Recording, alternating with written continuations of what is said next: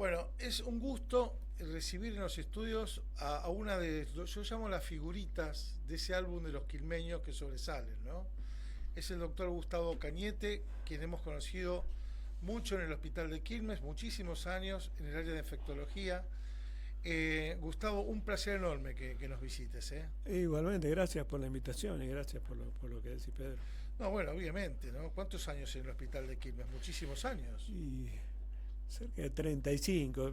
Lo que pasa es que estuve como practicante, vos te acordás que en esa época uno era practicante Claro. menor, en la guardia, después en la sala, después fui concurrente, después fui residente, después jefe de residentes, después fui a Capital a formarme en infectología y volví para hacer el servicio de infectología cuando aparecieron los primeros casos con HIV, SIDA, Ajá. en principios de los 90. Bien, bien. Bueno, y pasaste la pandemia y estuviste también como acompañando en la dirección al querido recordado Juan Fragomeno. Sí, sí. Lo que ha sido la pandemia, me imagino, ¿no? Para vos, para los profesionales, pero especialmente para vos. Vos estabas en el área de infectología, eras el jefe. Claro, sí, sí, nosotros coordinamos con un grupo, ¿no? La pandemia de COVID. Bueno, nosotros estamos formados para eso un poco. A mí me gusta el tema de epidemias, de pandemia, antes del COVID te hablo, ¿eh? Antes del COVID. Sí.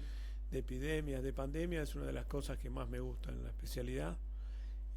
Lo que generan, como un poco hasta la adrenalina que tiene, cómo hay que resolverlo, cómo hay que prepararse como grupo de profesionales. Y sí, la pandemia fue para todos los argentinos y para los hospitales del sur del conurbano también. Tuvimos que preparar el hospital dentro de las condiciones que se podían, se hacían insumos, incorporar gente nueva, capacitar en base a lo que se sabía del COVID, se iba sabiendo. ¿Cómo fue eso de cuando recibiste la información de que el COVID venía y que estaba? ¿Qué, cómo lo recibiste Mira, esto y está. con qué conocimientos aparte? Claro, bueno, hoy la velocidad del conocimiento no es como antes. Hoy apretás un botón o pones tu teléfono. Si vos querés saber algo, lo sabés. Claro. Entonces rápidamente tenés en tu mano la información de lo que pasa en el mundo. A veces hay que buscar buenos sitios, ¿no? Claro, ese es el tema, porque en las redes tenemos de todo, lo bueno y lo malo. Claro, lo que se llamaba infodemia, ¿no? Ajá. Esa alteración de la información, mala información. Pero si vos conocés 4 o 5 Organización Mundial de la Salud, Sociedad Argentina de Infectología, Hospital John ¿Y qué Hopkins, fue lo primero que te impresionó, te alarmó, te interesó cuando empezaba el COVID? no sé si vos te acordás, pero en el 2003 nosotros tuvimos una alerta epidemiológica por un virus muy parecido, que era el SARS, Ajá. que era otro coronavirus, primo hermano del COVID. Que era un poquito, hasta tenía una mayor mortalidad y que llegó a 30 países. Y se pudo detener gracias a las cuarentenas, medidas de salud pública en diferentes países sin vacuna. Pero acá no afectó mucho en No, no Argentina. llegó, No llegó. no llegó. Pero fue una alerta, estamos muy atentos por ese coronavirus. Después conocíamos que en Medio Oriente estaba el otro, que se llamaba MERS, asociado a los dromedarios, los camellos. Y ese tiene una mortalidad de 35%, más grave todavía. Y sigue existiendo el MERS, pero no llegó, digamos, a nuestro país. Entonces este era el tercer coronavirus grave. Nosotros sabíamos que también producían resfrío, pero este era el tercero que daba neumonía. Así que prestamos atención y momento a momento veíamos si eso era contenido con las medidas de salud pública en otros países o iba creciendo, y lo que vimos todo, ¿no? Como Claro. teníamos una transmisión indirecta, vos te acordás, en un sistema en tiempo real donde veíamos cuántos casos tenía cada país, Sí, sí, cuántos sí. fallecidos. ¿Y qué aprendiste de COVID? Eh, Si es que aprendiste algo nuevo. Sí, ¿cómo no vamos a aprender? Aprendimos un montón, ¿no? Esto es un trabajo en equipo, hubo mucha tensión en un momento, mucho nervio. Vos tenés que pensar en las instalaciones que disponés del hospital, tenés que pensar que tenés que aislar las camas, en los insumos, en los equipos de protección personal, conseguirlos, porque vos no sé si te acordás que no se conseguían al principio barbicos, Sí, sí. o camisolina. Entonces hasta que llegaron hubo nervios, hasta preparar las salas para los internados, hasta hablar con los médicos de guardia, qué hacíamos con los pacientes, entonces, si los hisopamos, cómo preparamos la ambulancia para llevar al Instituto Bueno, hubo un Malbrán la trabajo muestra. tremendo en Quilmes, ¿no? Hubo un trabajo, ¿no? Sí, yo creo que en todos lados. Uno veía la infraestructura que había, ¿no? Sí. Se montaron, bueno, todos los centros de hisopados, se vino también el UPA de allí de Bernal Oeste. Claro, una cosa fundamental de lo público, porque en el COVID también intervinieron instituciones privadas, a diferencia por ahí de otras epidemias. Pero sí, se hizo el hospital modular, atrás se construyó en tiempo récord. En el hospital un mismo hospital, en el fondo del hospital, un hospital modular que agregaba 30 camas para COVID exclusivamente, y en Bernal Oeste, detrás del UPA 17, el municipio trajo uno de los 12, se implementó uno de los 12 hospitales modulares de la provincia de Buenos Aires, que tenía 25 camas de terapia. Esas dos estructuras agregaron y creo permitieron. Que Solano también, ¿no? Solano sí, se adaptó parte de la guardia, pero los dos hospitales modulares fueron claves para que no desborde el sistema de salud. Bueno, yo lamento, siempre digo esto, lamento cuando los profesionales que más saben se van, se jubilan. Vos ya te jubilaste en el hospital de Quilmes con todos tus conocimientos, pero seguís haciendo docencia, que esto es lo importante. Contame cómo es el tema de tu trabajo. No, sí, yo me jubilé y por eso hoy estamos conversando. Sí, si vos ves, yo he estado cerca de 40, antes de recibirme, entre idas y vueltas, tuve 35 o 40 años en el hospital, es parte de mi vida, como la de tantos colegas, como la de tantos enfermeros que trabajamos ahí. Yo soy quilmenio, estudié en Quilmes, soy hincha de Quilmes, me formé en parte en Quilmes, me formé y también tuve la oportunidad de formarme en Capital, alguna vez estuve en Estados Unidos y formé el servicio de infectología de mi ciudad, que es Quilmes. Así que un orgullo. Sí, yo estuve muy contento y estoy contento cuando uno se va, también se va porque queda un grupo de gente con capacidad, con entrenamiento, que vos ya ves. Yo empecé solo. Porque vos no sé si te acuerdas cuando empezó el HIV, el SIDA, había temor, entonces nadie quería atenderlos, y uno que yo tenía más o menos la misma edad de los pacientes, ¿viste? Yo tenía 28, 30 años en esa época, inclusive algunos amigos del secundario, mi amigo de la infancia estaban infectados, entonces fue un desafío. Entonces fuimos formando primero en un pasillo y después eso hizo no solamente en Quilmes, en Berazategui, en Varela y en hospitales vecinos, hizo que se formaran estructuras, servicios o salas, liderados por diferentes médicos, y indudablemente la infección por VIH, el SIDA, los primeros casos de SIDA, hizo que eso se formara, crecieran estos servicios. Bien, antes de ir a la docencia, sigo con este tema de que para qué nos tenemos que preparar. ¿Qué viene o qué puede venir? Claro, ese es un tema amplio, de los que a mí, vos sabés, me gusta, creo que te lo comenté la otra vez, de las epidemias, las pandemias. Ahora la gente está mucho más sensibilizada con lo que nos pasó con el COVID. Sí. Si vos mirás hacia atrás, no es la primera, ¿no? Tuvimos COVID, pero también tuvimos enfermedades que no conocíamos antes. El dengue, nosotros no estudiamos dengue, en la facultad no existía el dengue. Llevamos 15 años de dengue.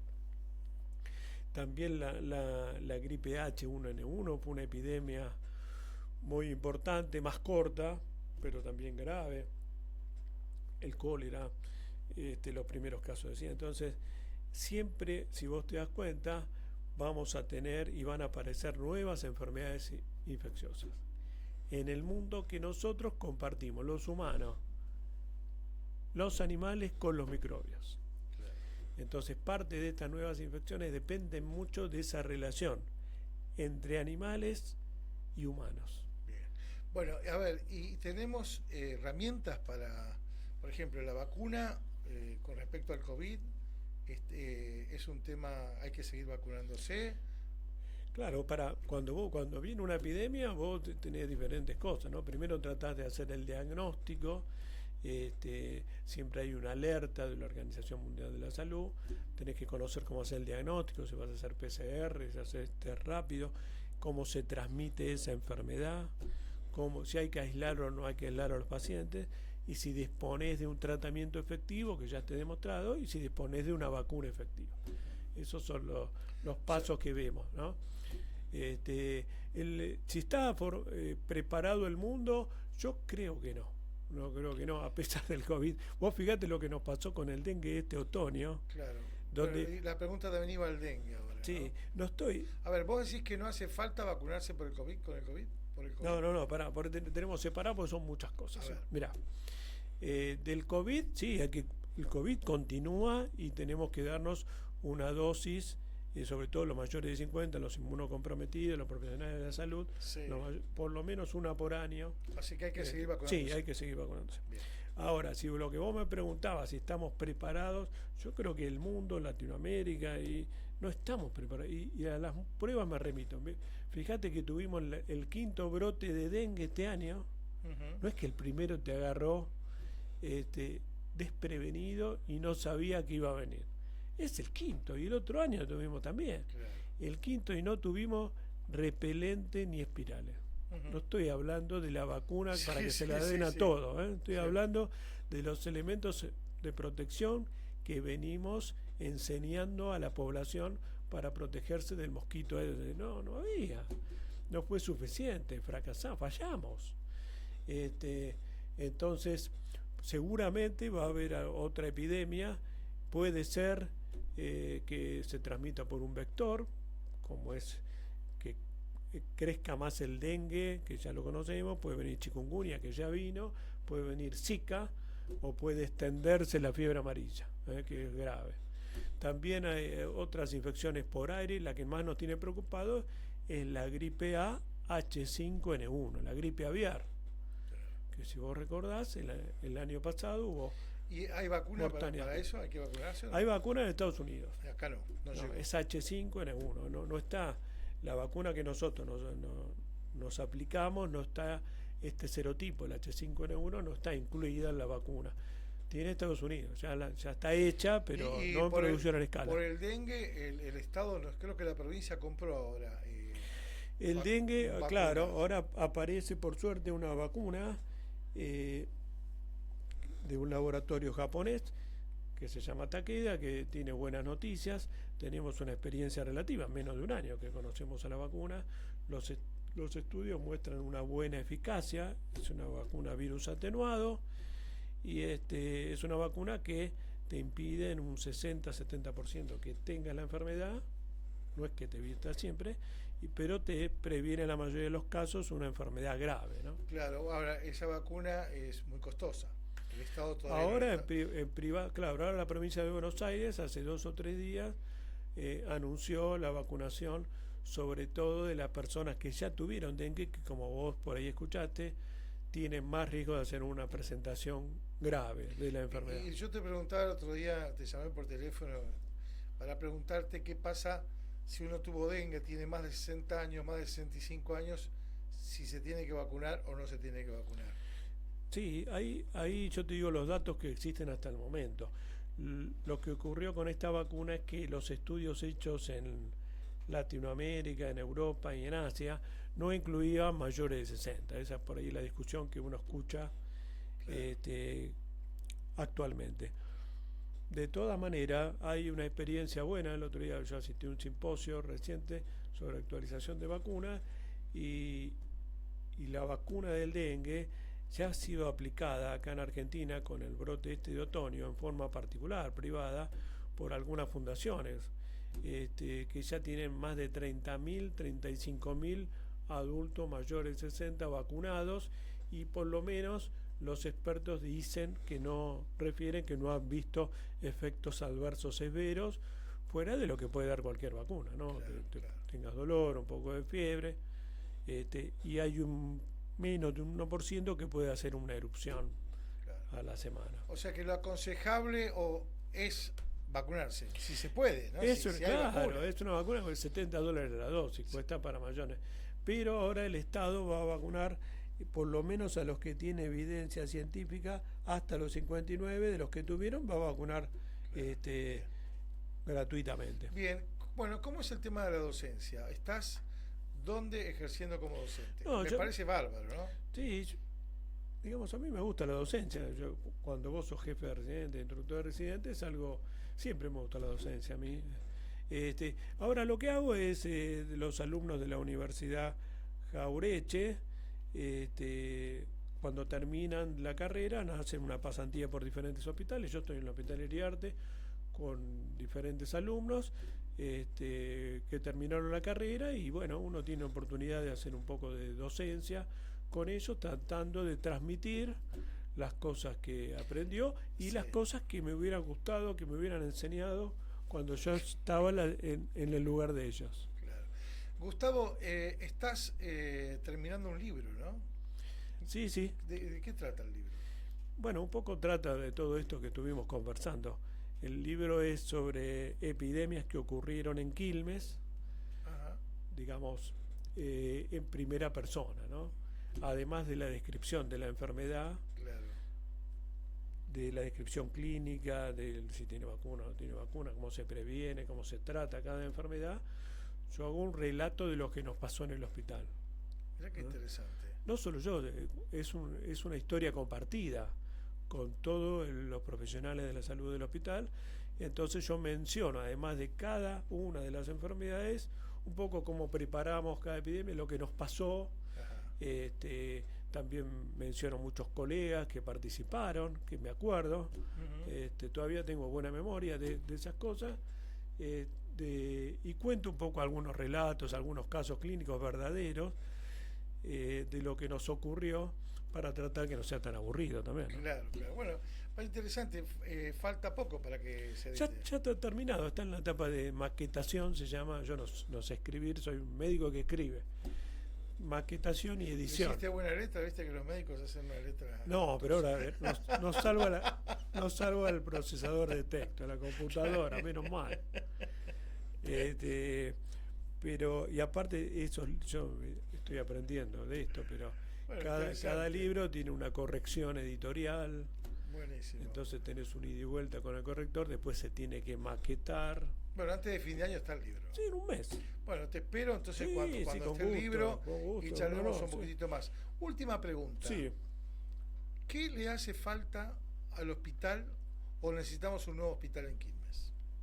Si vos me preguntás a mí, yo creo que Quilmes es una gran ciudad y tiene que tener un hospital que esté a la altura, ¿eh? No digo como tenemos un hospital muy bueno, que es el Hospital del Cruce, Sí, buenísimo. a 20 minutos, 30 minutos. Yo no digo que el hospital tenga que tener cirugía cardiovascular o trasplante hepático, si vos tenés a 20 minutos otro hospital que hace eso. Pero sí que las instalaciones estén bien, que las habitaciones estén perfectas, que no que ande la calefacción, que los pisos estén perfectos, las luces, todo, los profesionales de la salud, la infraestructura de laboratorio, de estudios complementarios, aunque no tenga alta complejidad. Yo creo que Quilmes se merece. Se está mejorando el hospital, ahora van a inaugurar, creo yo, un área de salud mental que es muy linda. Sí. Van a hacer un nuevo pabellón de pediatría que había quedado pendiente, ¿vos te acordás? Desde el año 2000 Sí, que quedó 2000, pendiente ese exacto. pabellón. Pero el resto yo creo, es mi opinión, que sí, que Quilmes debería tener un hospital nuevo, con instalaciones nuevas para el servicio de la comunidad, sobre todo de la mitad, digamos, que no tiene obra social, ¿no? Claro. Gustavo Cañete, un placer enorme, ¿eh? Bueno, volverás con el libro. Sí, como no. Gracias, Gracias a vos por invitarme, Muy amable. Pedro.